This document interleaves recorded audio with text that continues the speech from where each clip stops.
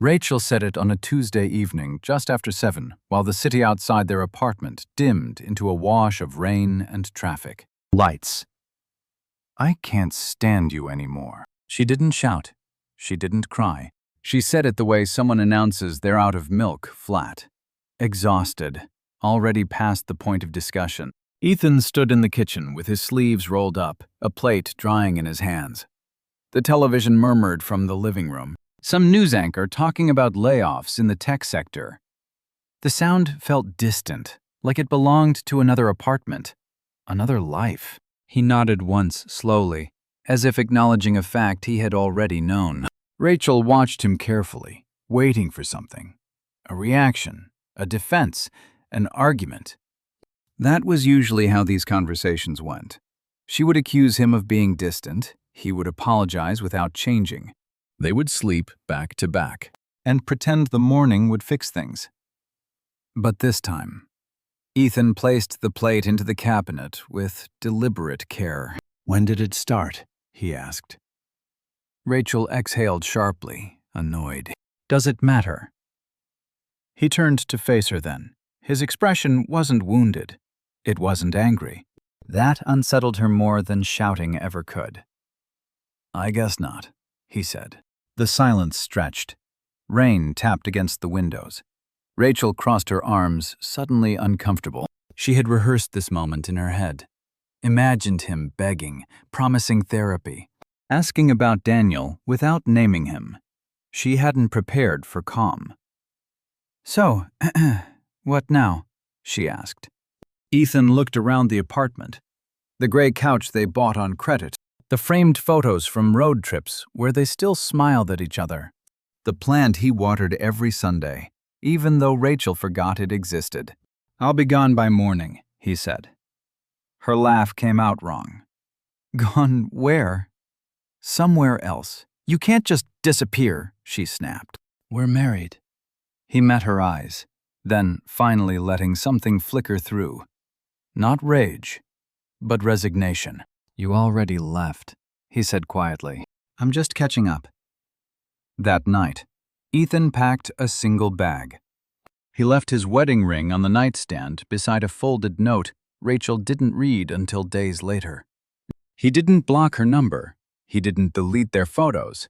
He simply stepped out of their shared life, as if he had never fully been allowed inside it. Rachel watched his side of the closet empty, and told herself she felt relief. She didn't know yet that what he left behind would take years to surface. And when it did, it would destroy everything she thought she'd won. When Ethan and Rachel first married, people described them as balanced. That was the word their friends used at the small rooftop reception overlooking Elliott Bay. Balanced like two opposing traits that somehow stabilized each other. Ethan was quiet, thoughtful, almost invisible in a room full of louder men. Rachel was magnetic, expressive, effortlessly social. Together, they looked intentional, modern, and viable. Ethan loved her confidence. Rachel loved that he listened. In the early years, listening was enough. They lived in a compact apartment near Capitol Hill, surrounded by coffee shops, startups, and couples who looked just as young and convinced as they were. Ethan worked as a data analyst for a mid-sized tech firm, his days defined by patterns, probabilities, and problems that could be solved if you stayed patient long enough. He worked mostly from home, comfortable in routines that made the world feel predictable. Rachel, on the other hand, thrived on movement. She worked in public relations for a lifestyle brand that lived and died by attention. Her job demanded charm, constant availability, and an instinct for what people wanted before they admitted it themselves. Her phone was never silent. Notifications stacked like proof of relevance. At first, Ethan admired that world from a distance. He liked hearing her stories at dinner. Office politics, influencer events, late-night strategy calls. He liked watching her light up when she spoke, as if her voice alone could bend the room toward her own. He didn't notice at first that she was starting to look elsewhere when she talked. The shift was subtle. It always was. Rachel began posting more online curated snapshots of her life, filtered versions of happiness that earned quick approval from strangers. Comments, likes, private messages, validation that arrived instantly without explanation or effort. It filled gaps she hadn't yet named. Ethan didn't compete with that. He didn't know how.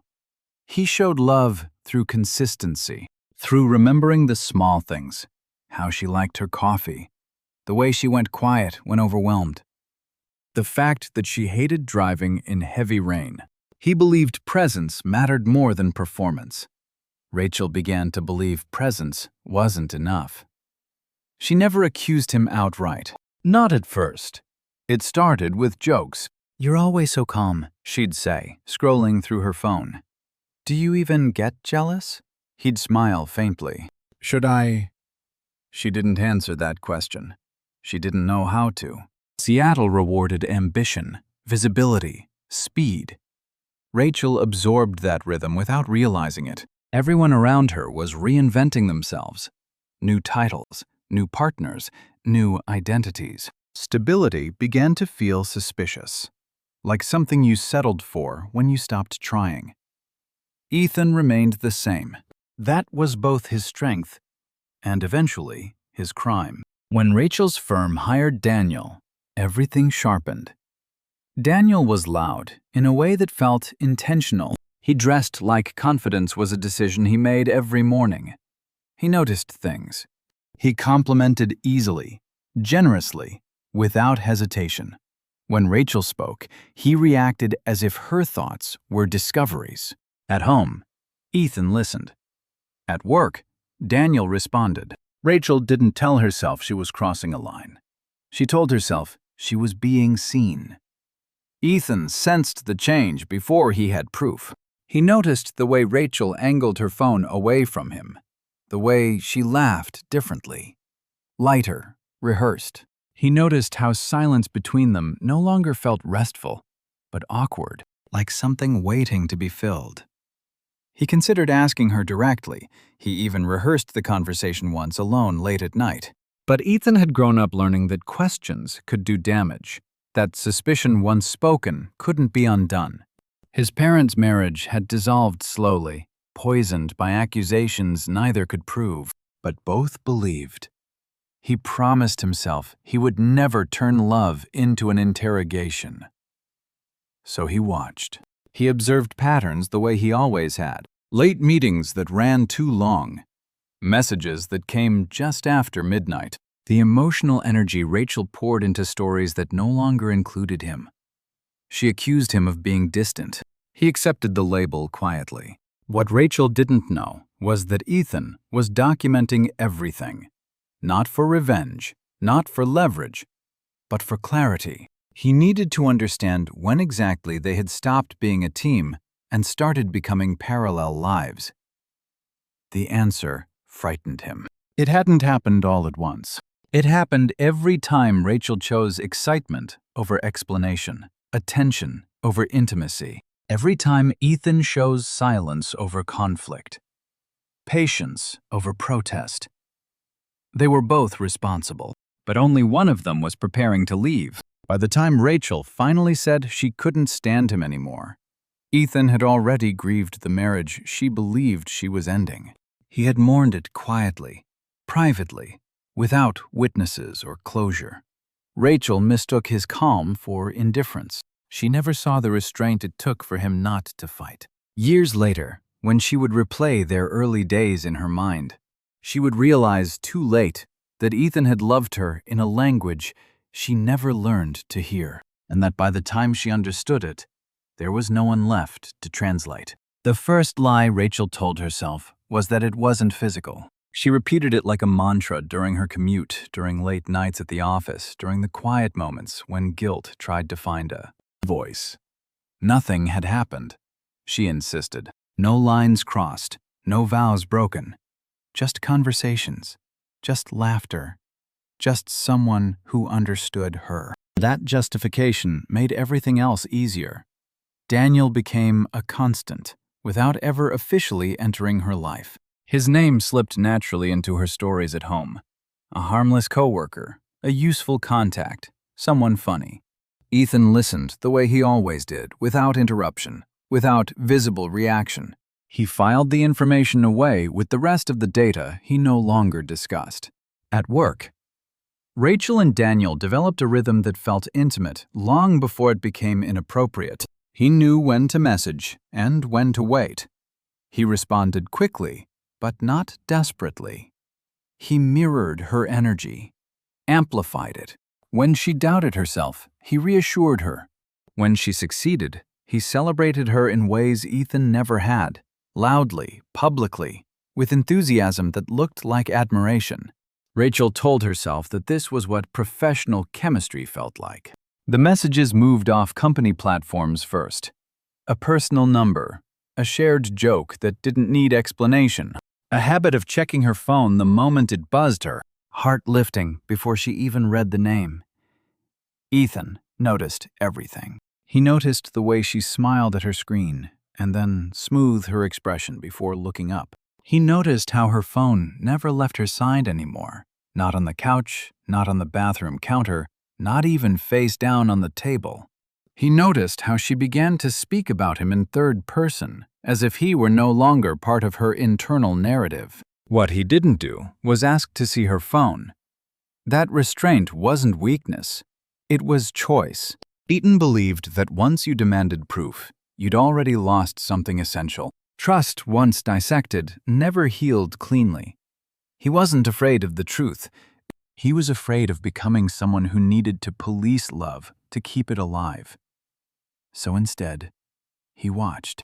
He stayed late in the kitchen some nights, pretending to work while Rachel typed in the other room.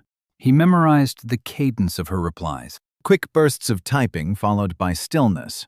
He noticed how her laughter came softer, now directed inward, meant for someone who wasn't there. Once he heard her say Daniel's name in a tone she never used with him. That was the moment something in Ethan shifted. Not anger, not jealousy. Acceptance. He began preparing quietly the way he approached everything that mattered. He met with a lawyer during his lunch breaks, careful to frame his questions hypothetically. He separated finances in ways that looked routine on paper. He documented conversations, timelines, emotional withdrawals, not to expose her, but to protect himself from gaslighting, from the slow erosion of certainty that emotional affairs thrived on. Rachel mistook his growing silence for detachment. She didn't see the discipline behind it. Daniel, meanwhile, grew bolder. The messages turned suggestive, then confessional. He spoke about his failed relationships, his loneliness, the way Rachel made him feel seen. She responded in kind, sharing frustrations she'd never articulated to Ethan. Each message built a bridge away from her marriage, plank by invisible plank. At home, Ethan became a ghost. She stepped around. She stopped inviting him to events, stopped asking his opinion, stopped noticing the way his eyes followed her. Not with suspicion, but with a quiet sadness that scared him with its depth.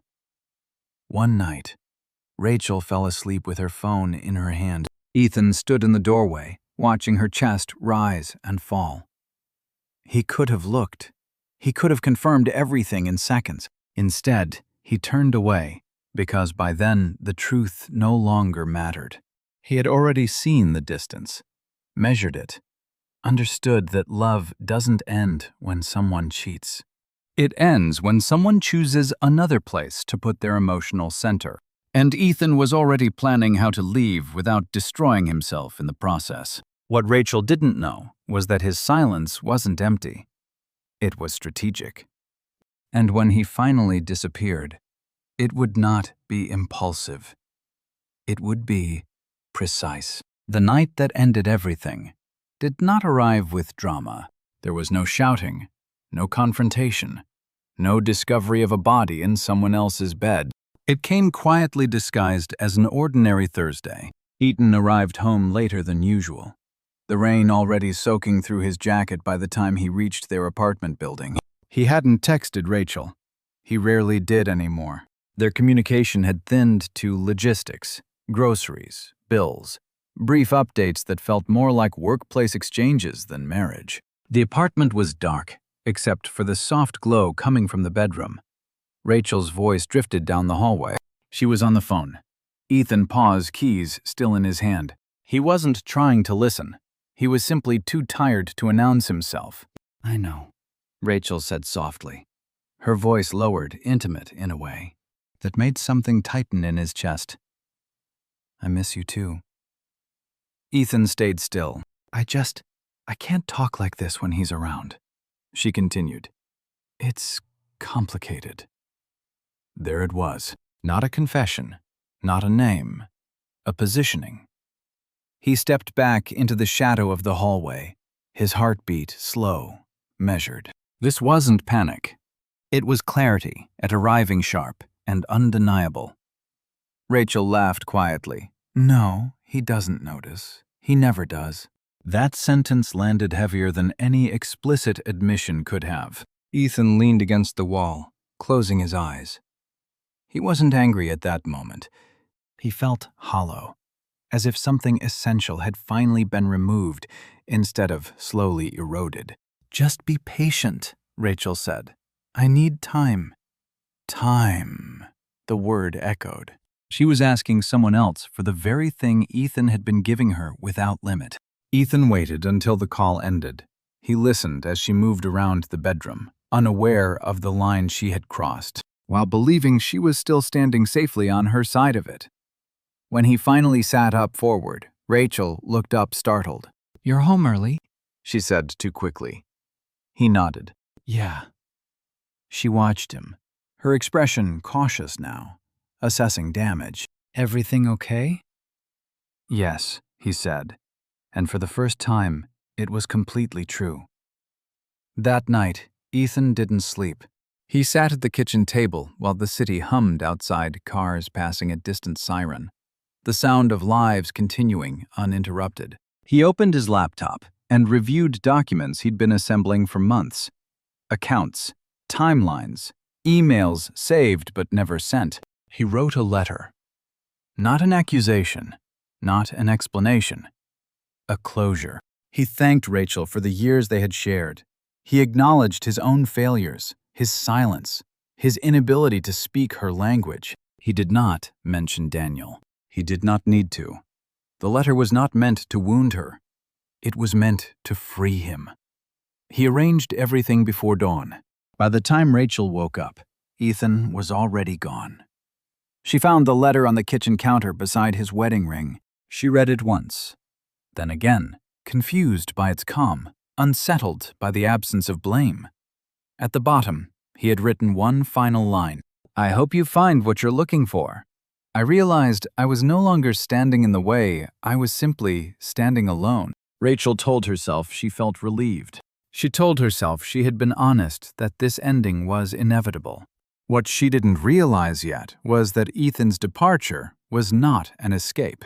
It was a decision, and everything he had quietly put in place that night would begin unfolding in ways she could not control. Rachel told people the marriage ended quietly. That was the version she preferred. Clean, mutual, almost enlightened. No betrayal, no screaming matches, no dramatic exits. Just two adults who grew apart and chose honesty over resentment. Her friends nodded approvingly when she framed it that way. It fit the language of modern independence, of choosing oneself. For a while, it even felt true. The apartment felt larger without Ethan's presence. Quieter, yes, but also unburdened. She rearranged the furniture, boxed up his remaining things, donated clothes she assumed he wouldn't want back. She changed the lighting, bought new plants, curated a space that felt undeniably hers. She posted about fresh starts. The likes came quickly. Daniel stepped fully into the open space Ethan had left behind. Dinners turned into weekends. Texts turned into late nights.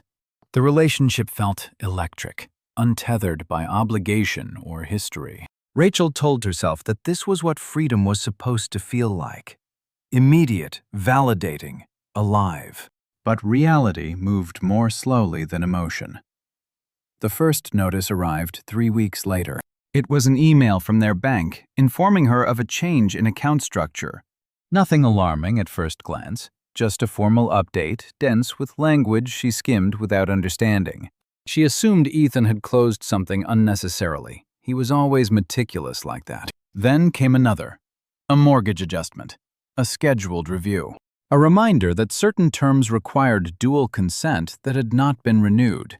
Rachel ignored the tightness in her chest and focused on Daniel's voice in the room. The way he spoke with certainty about plans and futures. She needed to believe she was moving forward, not standing on the edge of something she didn't understand. At work, however, things began to shift. The firm restructured, budgets tightened, clients pulled back. Rachel's role, once celebrated, was suddenly scrutinized. Performance metrics replaced praise. Her social capital no longer insulated her from results. Ethan's absence began to echo in unexpected places. He had handled the finances quietly, managed long-term investments, filed taxes early, methodically. Rachel had trusted him with those things without ever truly seeing them. Now confronted with forms and deadlines, she realized how much of her stability had rested on his invisible labor. Daniel noticed the stress, but not in the way she hoped. He listened, but his solutions were shallow. Optimism without strategy, promises without structure. He spoke about moving cities, starting over, ideas that sounded romantic but offered no foundation. Rachel started sleeping poorly. The legal notice arrived 6 months later, not divorce papers. Worse, a finalized separation of assets executed according to timelines she didn't remember agreeing to. Perfectly legal, perfectly unemotional. Ethan had followed every rule, honored every obligation. He had simply removed himself financially, legally, psychologically, with precision. She stared at the paperwork, pulse racing, searching for evidence of cruelty. There was none. That realization hurt more than betrayal would have. When she called Ethan's number, it went through but rang unanswered. She left a voicemail she didn't recognize as desperation, until it was too late. I didn't realize, she said, her voice unsteady. We should talk. Daniel grew distant. The novelty faded when responsibility appeared. He didn't withdraw dramatically. He just stopped showing up in the ways that mattered. His interest waned as her life grew complicated, heavy, with consequences. Freedom began to feel expensive. By the end of the year, Rachel's apartment was smaller, her job insecure, her relationship undefined. The applause from strangers online no longer filled the silence at night. She sat alone one evening, scrolling through old photos she hadn't allowed herself to look at before Ethan, smiling faintly, always at the edge of the frame, never demanding attention. For the first time, she wondered whether his disappearance had been an act of self-preservation rather than abandonment. What Rachel didn't know yet was that the most devastating consequence Ethan left behind wasn't financial. It was time. Years of it. And she had already spent them chasing a freedom that would never love her back. Time did not heal what happened to Rachel. It diluted it. Years passed the way they always did in the city. Quickly and personally, without pause for reflection. Seattle changed its skyline. Cafes closed and reopened under different names. People moved on, paired off, reinvented themselves. Rachel tried to do the same, but the life she rebuilt never quite held. Daniel left without ceremony. No final argument, no decisive ending. Just fewer messages, missed calls, and eventually, silence. He framed it as bad timing. Personal growth, the need for space. Rachel heard what he didn't say. She had become complicated. She didn't chase him. She didn't have the energy. Her career stalled. The firm she once helped shape dissolved during a merger. Rachel bounced between contracts. Her resume, impressive but scattered. She sold experience now, instead of building something lasting. Each new role demanded she prove herself again, without the safety net of familiarity or loyalty. The apartment she moved into was smaller, quieter, more functional than aspirational. It faced an alley instead of the water. The walls were bare, not by choice, but because she had stopped imagining permanence. Ethan's absence lingered in places she hadn't expected. It was in the routines he used to manage insurance renewals. She forgot subscriptions that lapsed, documents she couldn't locate when she needed them. His contributions had never been visible, and now their absence felt like structural damage rather than loss. More unsettling was the emotional residue. Rachel dated. She tried to connect, but every relationship felt provisional, built on performance rather than safety. Men admired her confidence, her independence, her story of survival. None stayed long enough to witness her unravel. She began waking up in the middle of the night, heart racing, mind replaying moments she had once dismissed. Ethan, standing in the doorway, saying nothing. Ethan listening without interruption. Ethan leaving without accusation.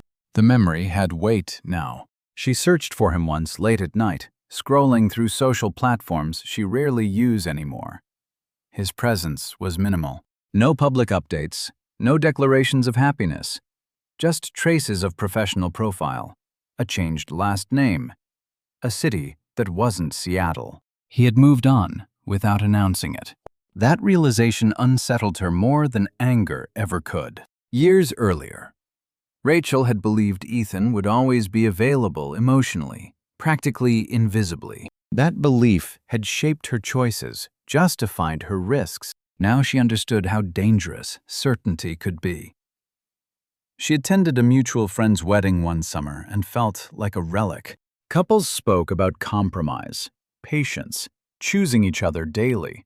Words that once sounded restrictive now felt foreign, almost aspirational. Rachel left early. At home, she found a box she hadn't opened since moving, old paperwork, photos, the remnants of a life she had rushed past. At the bottom was a copy of Ethan's letter, yellowed slightly at the edges. She read it again. This time, she heard what he hadn't said. There was no bitterness in his words, no attempt to rewrite the narrative, just a quiet acknowledgement of limits his and hers. Rachel realized then that Ethan had not disappeared to punish her. He had disappeared to survive, and in doing so, he had removed the one person who had studied her world without ever asking for credit. The fallout wasn't sudden. It was cumulative. Each year without him stripped away another layer of illusion about freedom, about attention, about love that required no effort. What remained was clarity sharp and unforgiving. Rachel stood at her window one evening, watching strangers move through their lives, and understood something she had resisted for years. She hadn't lost Ethan the night he left. She had lost him long before the moment she stopped choosing depth over distraction. And now, with nothing left to unravel, she was finally ready to face the truth. But truth, she would learn, does not always arrive in time to change the ending. Rachel did not plan to see Ethan again.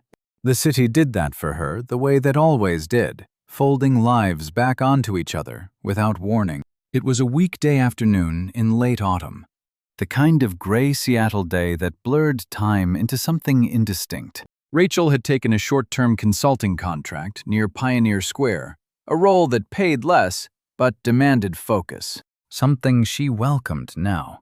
She stopped at a quiet cafe between meetings, the kind that still smelled like paper and old wood instead of polished minimalism. She heard his voice before she saw him. It was softer than she remembered, slower. "Thank you," he said to the barista. Rachel turned instinctively, her body reacting before her mind could catch up. Ethan stood near the counter, older but unmistakably himself. His hair was touched with gray at the temples now. His posture was different, less guarded, more settled. He wore no wedding ring. For a moment, neither of them moved. Time collapsed inward, compressing years into a single suspended breath. "Ethan," she said finally, unsure whether she was calling him or confirming that he was real. He looked at her recognition passing calmly across his face. No shock, no resentment, just awareness. "Rachel," he replied. They sat at opposite ends of a small table, coffee cooling between them. The silence felt different than it used to. Not tense, not heavy, honest. "I didn't expect to see you," she said. "I worked nearby," he answered. "I moved back last year." The word back lodged somewhere painful. Rachel studied him, searching for signs. Anger, regret, satisfaction. She found none of it. "You left," she said, the accusation tired even as it formed. "Yes," Ethan said simply. "I did." She swallowed. "You never gave me a chance to explain." He met her gaze steady.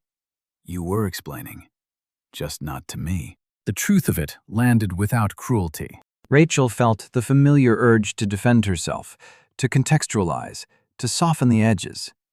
She stopped. There was no audience here, no narrative to maintain. "I didn't think you would actually disappear," she admitted. "I thought you'd fight."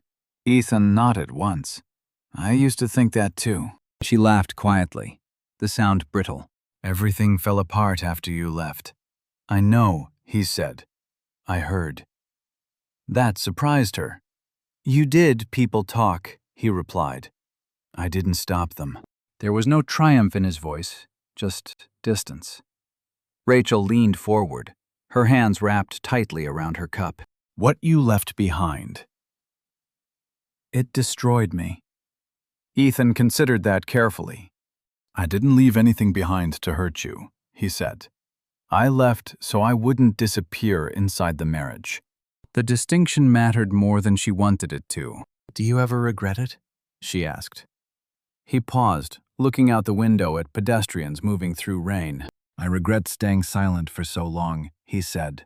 "I regret thinking patience could replace honesty." But leaving, he shook his head. No. Rachel felt something fracture. Not dramatically, but irreversibly. She had imagined this conversation for years. She had expected anger, tears, maybe even a chance at absolution. What she hadn't expected was peace. "I was lonely," she said finally. "I didn't know how to say it without sounding ungrateful." "I know," Ethan said.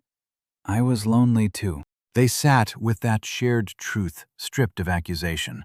"I thought attention meant love." Rachel continued.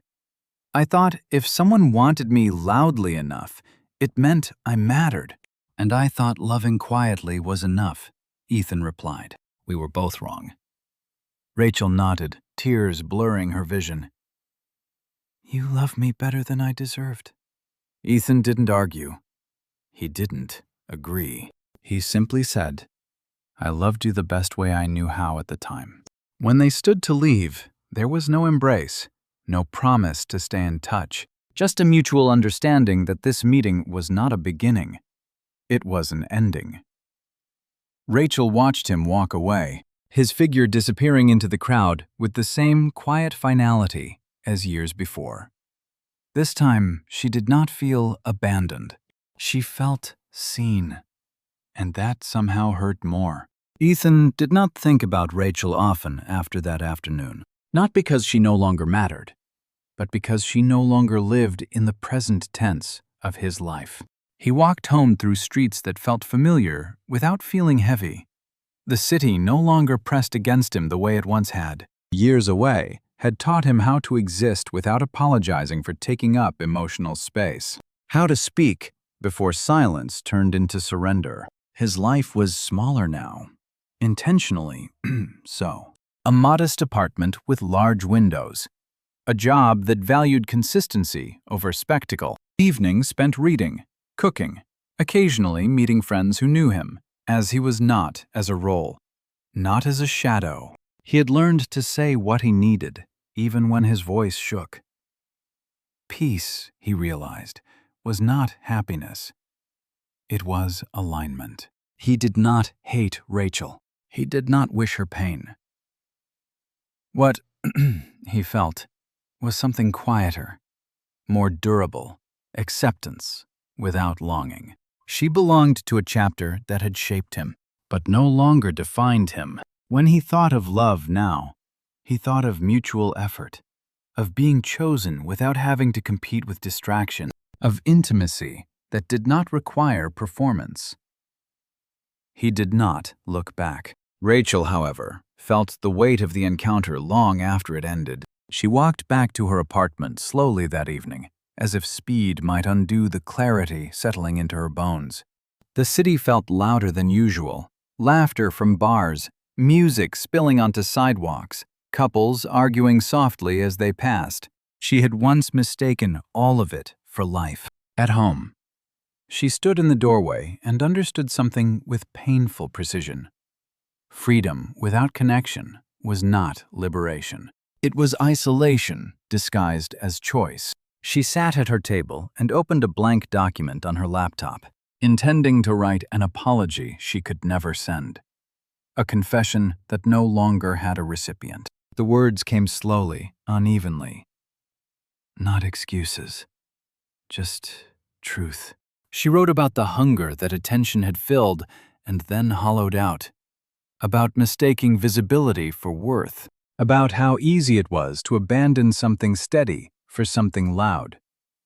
She did not send the document to anyone. She saved it.